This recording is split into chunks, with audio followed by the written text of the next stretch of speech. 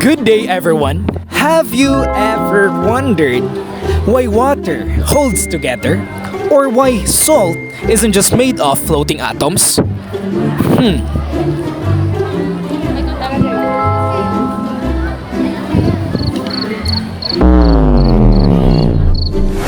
Today, we are unlocking the secret behind how atoms bond and stick together. Let's go!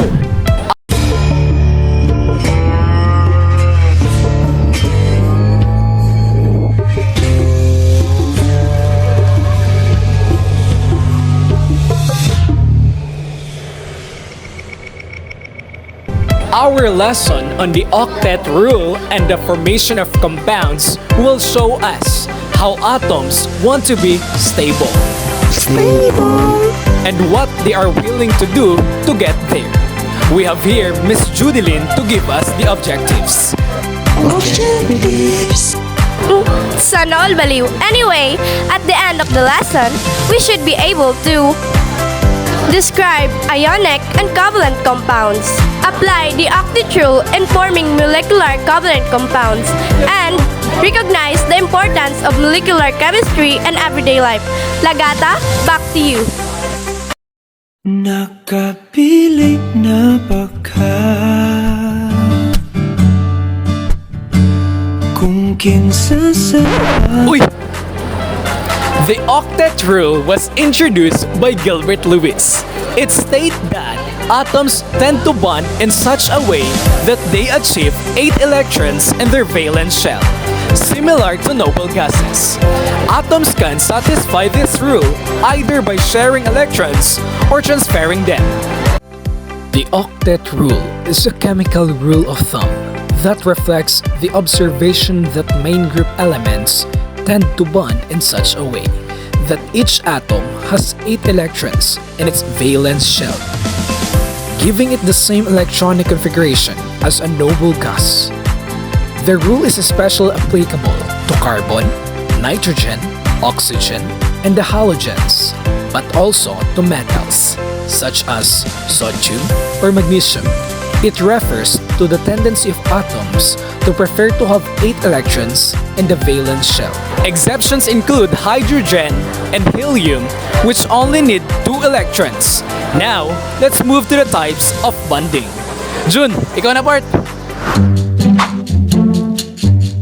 Ionic bonds form when electrons are transferred from one atom to another. For example, sodiums are transferred 1 electron to chlorine, forming Na positive and Cl negative. These oppositely charged ions attract each other, creating compounds like table salt. Ionic compounds are usually formed between nonmetals and metals. In other words, ionic bonding results in compounds known as ionic or electrovalent compounds, which are best exemplified by the compounds formed between nonmetals and the alkali and alkaline earth metals. Next, Jill will explain the covalent bonds. Covalent bonds happen when atoms share electrons. For example, in water, H2O, hydrogen and oxygen share electrons to complete their octet. Covalent bonds can be single, double, or triple depending on how many pairs of electrons are shared. Single bonds are stable, double bonds are stranger but more reactive, and triple bonds are the least stable. Single bonds. A single bond is when 2 electrons, one pair of electrons, are shared between 2 atoms. It is depicted by a single line between 2 atoms. Although this form of bond is weaker and has smaller density than a double bond and a triple bond, it is the most stable because it has a lower level of reactivity, meaning less vulnerability in losing electrons to atoms that want to steal electrons. Double bonds.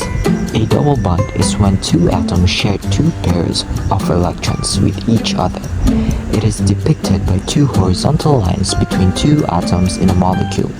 This type of bond is much stronger than a single bond, but less stable. This is due to its greater amount of reactivity compared to a single bond. A triple bond is when three pairs of electrons are shared between two atoms in a molecule. It is the least stable out of the three general types of covalent bonds. It is very vulnerable to electron thieves. To discuss furthermore, let's have Miss the ISO. Thank you, J-Lo. Before we start, allow me to give you a quick fun fact first. Do you know that atoms bond with other atoms for almost the same reason people make friends to feel complete? According to Octet rule, most atoms are most stable when they have 8 electrons in their outermost shell. To achieve this, they may share gain or lose electrons, which leads to the formation of compounds. This simple rule of 8 is why substances like water, salt, and carbon dioxide exist and why atoms rarely stay alone in the nature. Naming compounds. Binary molecular compounds are formed between two nonmetals. They are named using prefixes to show the numbers of atoms.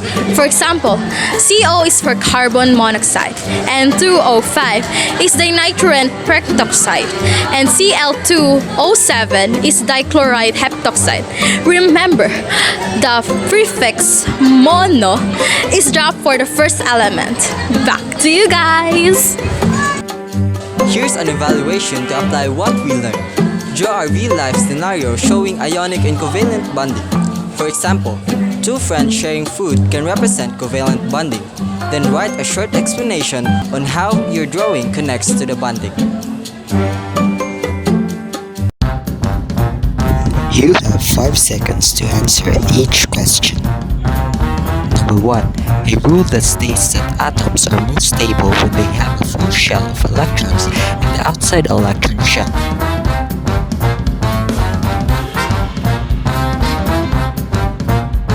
Number 2.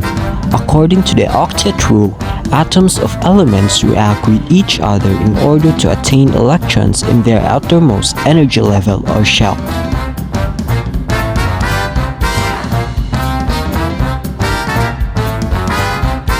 Number 3.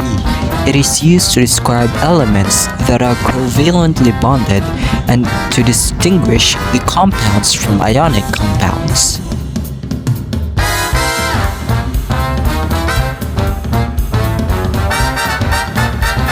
Number 4.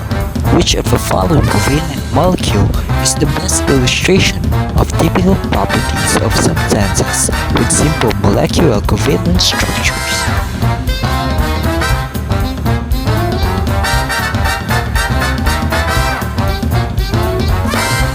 For the last number, which of the following has the chemical formula of carbon tetrafluoride?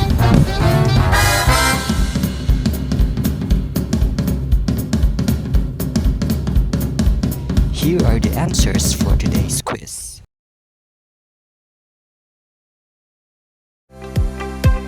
As we end our lesson, remember that the simple idea of atoms wanting stability leads to the formation of all compounds around us.